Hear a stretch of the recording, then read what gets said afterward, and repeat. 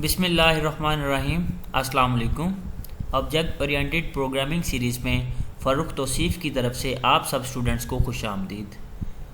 अभी तक अगर किसी व्यूवर ने इस चैनल को सब्सक्राइब नहीं किया तो काइंडली लाजमी तौर पे सब्सक्राइब कर दे ताकि इस सीरीज़ की और कंप्यूटर से जुड़ी हुई और भी वीडियोस आपको टाइमली मिलती रहें।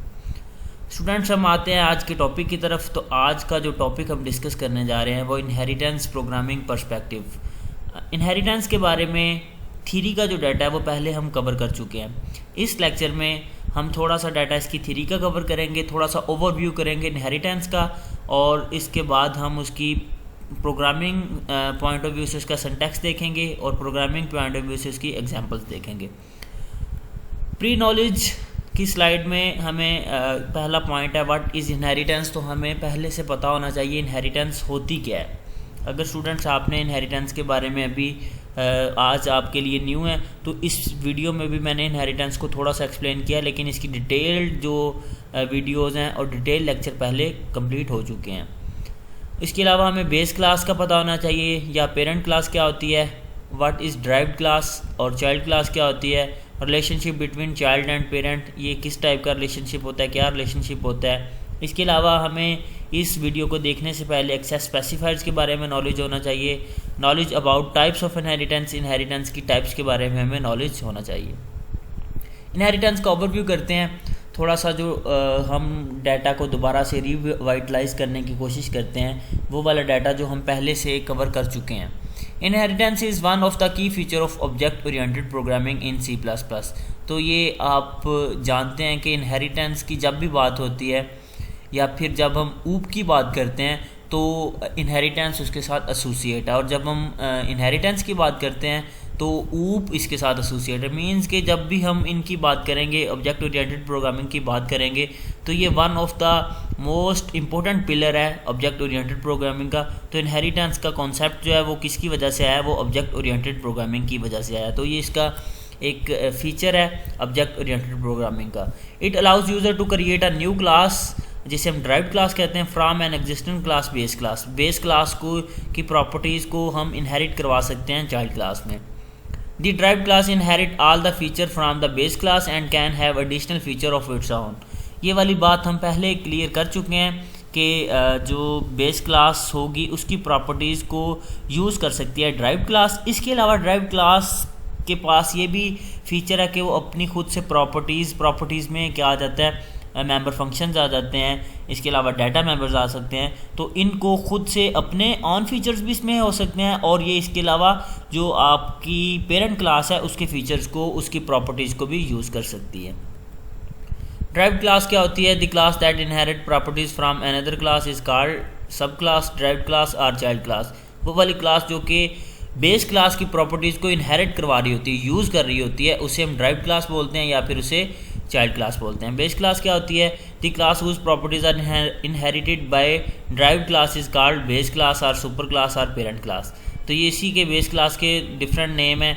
बेस क्लास का एक नाम है बेस क्लास, इसके अलावा सुपर क्लास या फिर पेरेंट क्लास। वो कौन सी क्लास होती है जो कि आपकी प्रॉपर्टीज़ रख रही होती है, और आपकी जो ड्राइव्ड क्लास होती है वो उस प्रॉपर्टीज़ को इनहेरिट करवा रही होती है, यूज़ कर रही होती है। ठीक है, इसका बिल्कुल एक ग्राउंड लेवल पे आके आपको एग्जांपल दूं तो इसकी एग्जांपल इसी तरह से जैसे कोई पर्सन अपने बाप की करैक्टरिस्टिक्स को इनहेरिट करवाता है। ठीक है, उसके जो जो काम होते हैं, तकरीबन उनके जो भी फिज़िकल स्ट्रक्चर होती है, उसकी बायोलॉजिकल जो भी स्ट्रक्चर होती है, मोस्ट ऑफ द प्रॉपर्टीज़ वो बाप से ही इनहेरिट करवाता है। ठीक है, तो इसी तरह से जो अब बाप है वो एक पेरेंट क्लास है या फिर आप उसे बेस क्लास कह सकते हैं, और जो चाइल्ड है, जो बच्चा है, वो ड्राइव्ड क्लास है, क्योंकि वो किसको यूज़ कर रहा है, वो प्रॉपर्टीज़ को यूज़ कर रहा है, किसकी? बेस क्लास की। अगर हम इनहेरिटेंस का यूज़ नहीं करते तो इस सिनेरियो में हम एक एग्जांपल देखते हैं। Consider a group of vehicles. कुछ व्हीकल्स का ग्रुप है। You need to create class for bus, car and truck. ये व्हीकल्स के ग्रुप में तीन तरह की चीज़ें हैं, बस है, कार है, ट्रक है। हमें हर एक के लिए अलग-अलग से क्लास क्रिएट करनी पड़ेगी। The method fuel amount capacity apply brakes will be the same for all of the three classes. ये कुछ बिहेवियर या आप इन्हें फंक्शंस कह सकते हैं, मेंबर फंक्शन कह सकते हैं, ये फ्यूल अमाउंट का, कैपेसिटी का, अप्लाई ब्रेक्स का, ये हर एक में, बस में हो चाहे कार में हो या फिर ट्रक में हो, इन तीनों में ये सेम रहेगा।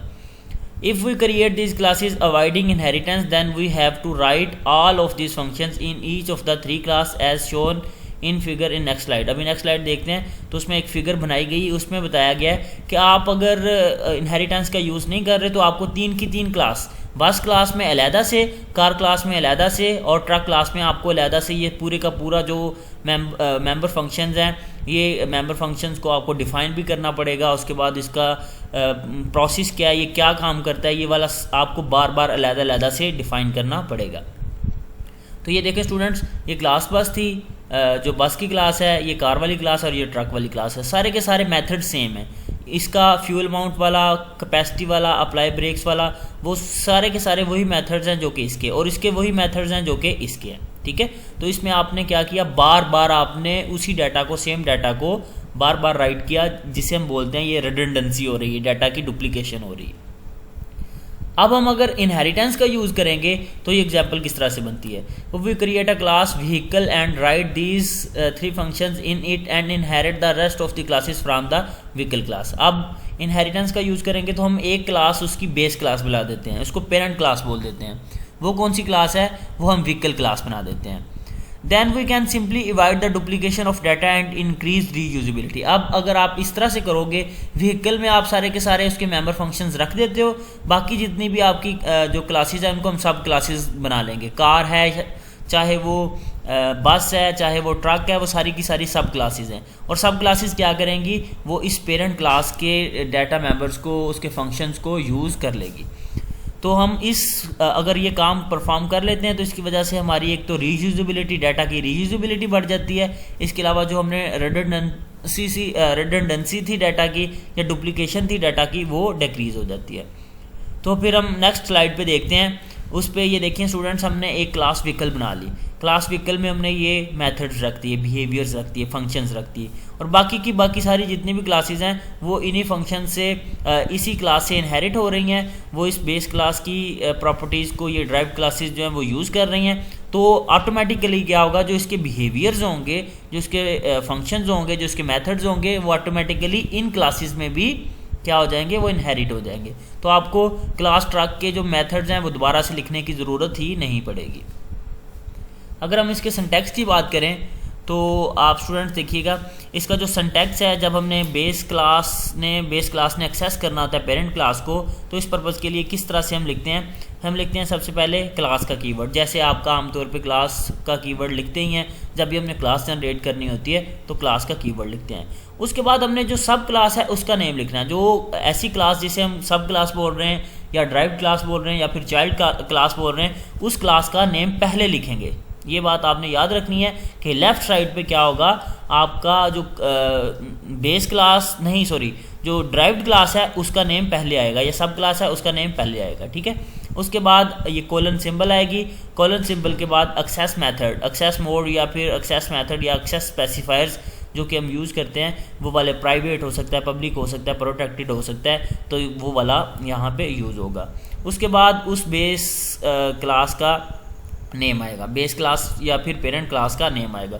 तो स्टूडेंट इस तरह से जब हमने बेस क्लास ने इस क्लास को, पेरेंट क्लास की प्रॉपर्टीज़ को यूज़ करना है, उसकी मेथड्स को, उसके बिहेवियर्स को, उसके फंक्शंस को या उसके डाटा को यूज़ करना है, तो आप इस तरह से बेस क्लास बना के, इस तरह से आप सब क्लास बना के इसकी प्रॉपर्टीज़ को इनहेरिट करवाओगे। तो ये इसका प्रॉपर सिंटैक्स होगा। उसके बाद जो आपकी सब क्लास है उसकी बॉडी आ जाएगी, उसमें जो भी आपने अगर तो एक्स्ट्रा चीज़ें ऐड करनी है, कुछ एक्स्ट्रा डाटा मेंबर्स ऐड करने हैं, एक तो ये इसको इनहेरिट करेगा, इसके अलावा अगर आप खुद से कुछ ऐड करना चाहें तो भी यहाँ पे ऐड कर सकते हैं। तो ये जो पिछली एग्जांपल थी, जो पिछला सिंटैक्स बताया था, उसमें ये चीज़ें क्या क्या हैं। हेयर सब class name is the name of the sub class. जो स्टार्टिंग में था सब क्लास, वो उस सब क्लास का नेम है। एक्सेस मोड से मुराद क्या है, जो मैं आपको बता चुका हूँ, mode in which you want to inherit this sub class, for example public, private. जो आपके मेथड्स हैं, पब्लिक हैं, प्राइवेट हैं, प्रोटेक्टेड हैं, जो जिस आपने मेथड को यूज़ करना है वो उस मेथड का नेम लिखेंगे। उसके बाद बेस क्लास का नेम आएगा, बेस क्लास का नेम से मुराद वो वाली पेरेंट क्लास है जो जिसके अंदर सारी प्रॉपर्टीज़ मौजूद हैं और सब क्लास उसकी प्रॉपर्टीज़ को इनहेरिट करवाएगी। एक और एग्जांपल देखते हैं। एक क्लास पर्सन है, ठीक है। उस क्लास पर्सन के कुछ बिहेवियर्स, कुछ मेथड्स, कुछ उसका डाटा यहाँ पे इस क्लास की बॉडी में हम लिख देंगे। उसके बाद स्टूडेंट्स देखें, एक क्लास हमने न्यू जनरेट की मैथ टीचर के नाम से, क्लास मैथ टीचर क्या हुई यहाँ पे? मैथ टीचर यहाँ पे सब क्लास हुई। जैसे कि मैं आपको पहले बता चुका हूँ कि जो सिंटैक्स है उसके मुताबिक जो सब क्लास होगी, जो ड्राइव्ड क्लास होगी, उसको हम पहले लिखेंगे, ठीक है। तो क्लास का कीवर्ड आया और उसके बाद सब क्लास का नेम आया और उसके बाद कॉलन आ गया अकॉर्डिंग टू द सिंटैक्स, और उसके बाद एक्सेस स्पेसिफायर जो एक्सेस मेथड है वो यहाँ पे लिखा, पब्लिक है फॉर एग्जांपल तो पब्लिक लिखा, और लास्ट पे जो पर्सन है ये क्या है? Person is the name of base class या पेरेंट क्लास, तो इस पेरेंट क्लास को उसने यूज़ किया। अब इसमें जो भी बिहेवियर्स होंगे, इसके जो भी मेथड्स होंगे वो ऑटोमेटिकली इस मैथ टीचर के अंदर इनहेरिट हो जाएंगे। इसके अलावा अगर आपने कुछ और इसमें फंक्शनैलिटीज़ ऐड करनी है, बिहेवियर्स ऐड करने हैं, डाटा ऐड करना है, तो आप यहाँ पे मैथ टीचर की क्लास में भी ऐड कर सकते हो। एक और क्लास है फुटबॉलर के नाम से।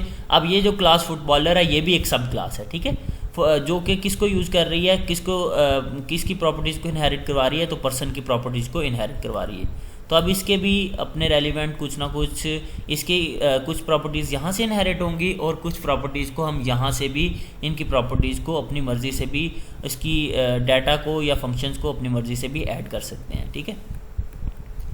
In the previous example, class person is a base class and classes math teacher and footballer are the derived from the person। तो जैसे मैं आपको पहले बता चुका हूँ कि जो ये एग्जांपल है इसमें ये वाली class math teacher and footballer, ये वाली क्या है? ये वाली ड्राइव्ड क्लासेज हैं, ये वाली चाइल्ड क्लासेज हैं, ये वाली सब क्लासेज हैं। जो पर्सन है वो कौन सी क्लास है? वो पेरेंट क्लास है। The derived class appear with the declaration of a class followed by a colon the keyword public and then name of base class from which it is derive. ये पूरी जो explanation है वो पिछली जो slide थी उसी की है। कॉलन सिंबल लगेगी, शुरू में सब क्लास आएगी और राइट साइड पे हमारी जो पेरेंट क्लास है वो आ जाएगी। Math teacher and footballer are derived from person, ये बिल्कुल हमने इसी तरह से किया था कि जो मैथ टीचर हैं वो फुटबॉलर हैं, वो कहाँ से ड्राइव्ड हुई हैं? पर्सन क्लास से। All data member and member function of person can be accessible from them, तो इनको हम वहाँ से एक्सेस कर सकते हैं।